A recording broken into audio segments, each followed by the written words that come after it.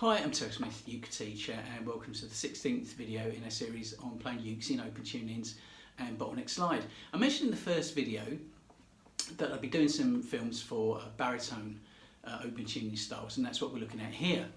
And just to explain, the open tuning that I'm not using this time is the one where you would just take your top string. This is a standard D, G, B, E string set. You would take the top string down from E to a D to create that kind of banjo open tuning. What I'm actually working with here is C, G, C, G, so an open C tuning, which I think works really well for folk,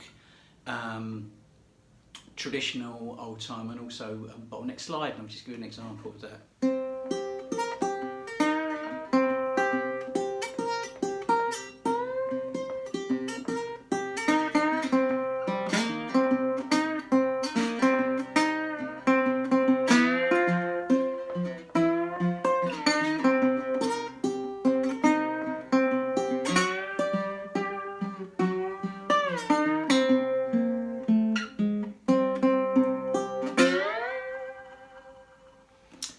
And again, I'm just to explain, I'm playing on a standard kind of bought very cheaply off eBay baritone with a DGBE, their Aquila titanium string set, which I think works really well. So to create the open C tuning, how do we do that?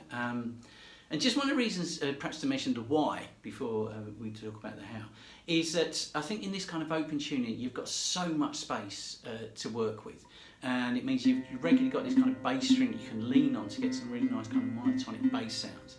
And also one kind of added advantage, because you're playing open C, I'm kind of guessing and assuming that a lot of songs you're playing in your ukulele groups are in C, the key of C.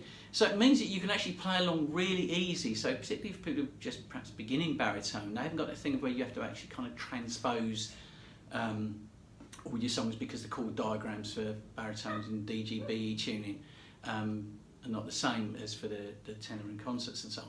So to create the chords, just the very basic versions, if you strum the baritone in this CG tuning, you get an open C chord. So how do we do that? Well, the first one you do, you take your D, you take it down a tone to C.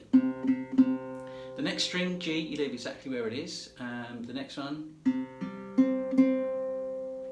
B, you take up a semitone to another C. So, and you know whether that's in tune because it'll be the same as the bottom string, both C's. And then the last one, the E, you take up to a G. And again, you can check that with your third string, that's the same. And just to mention, like when we were doing the open F tuning on the tenor, taking this E up to a G is about as far as the tension can go. So I'm hoping you won't get too many string breakages. That doesn't happen hardly at all, actually. So, but it is as far as it can go. So with an example of so bottleneck slide playing for kind of straight blues. I'll give you an example and then take you through the chords. And I say we could be playing F just by barring at the 5th fret, and then G barring at the 7th fret. But when I do this demonstration, you'll see that I'm actually doing kind of even easier versions of those.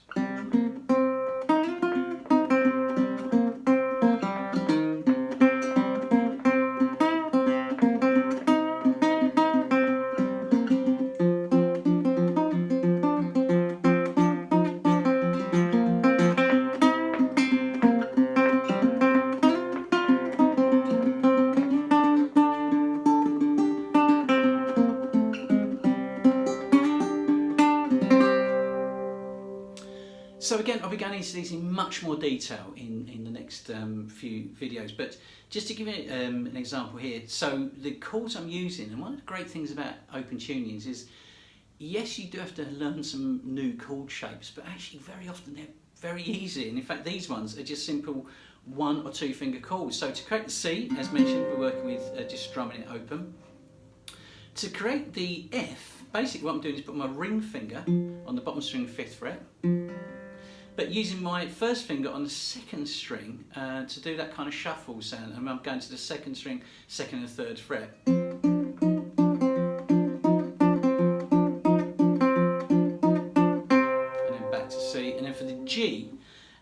doing is actually fretting the bottom and second strings at the second fret, and on this I'm just sliding up from the first fret, that same configuration. And if you want to add to that, you can also bring your ring finger in on the top string second fret for kind of a shuffle.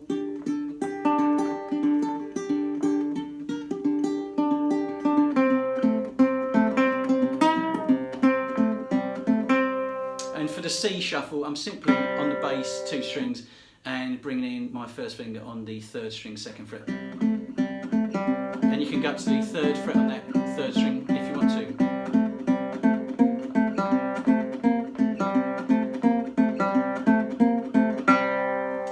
So, as I say, for blues bottleneck slide, I think great tuning, and again with a lot of space. I'll be taking you through the detail again on all these styles in the next videos, but I just want to give you an example to kind of hopefully whet your appetite to give open tuning on a baritone a go in this video. For playing, I think traditional and folk, I think this is really lovely tuning as well. And I'll just do a quick demonstration with the tune Wild Mountain Time, kind of at the core of this, just so that hopefully you can hear the space that you've got to experiment with.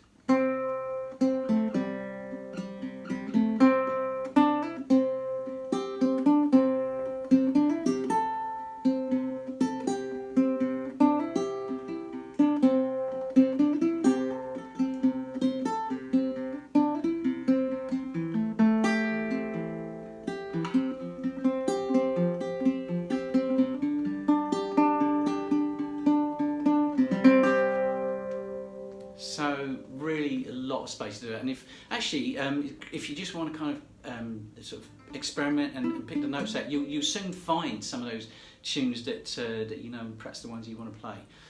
So feel free to give that a go. The last thing, I think, we'll just swap ukuleles, is that this tuning works really well for old time and kind of sort of claw hammer banjo styles.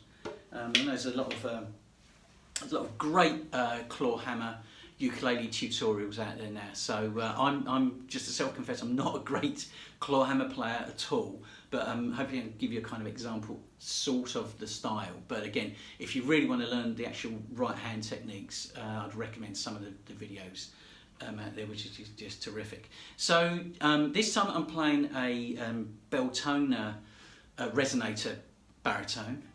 It's still got the standard DGBE string set, being taken down to the CG configuration.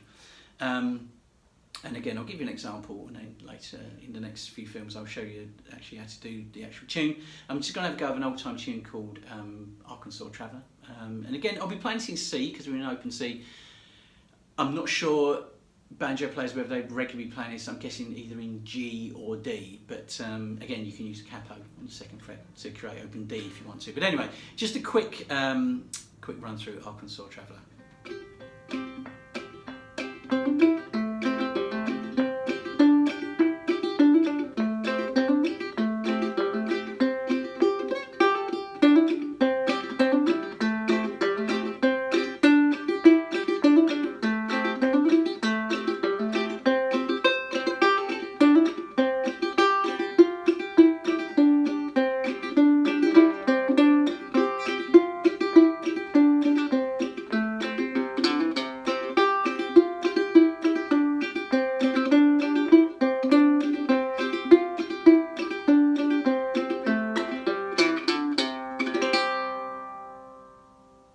So I hope that's given you all a taste for playing the baritone in open C tuning, and I'll be putting the tutorials for the actual creating chord shapes online in the next 2 or 3 weeks, because actually when I'm recording this it's just coming up to Christmas, so I'm going to take a break for a while, so hopefully see you again for those.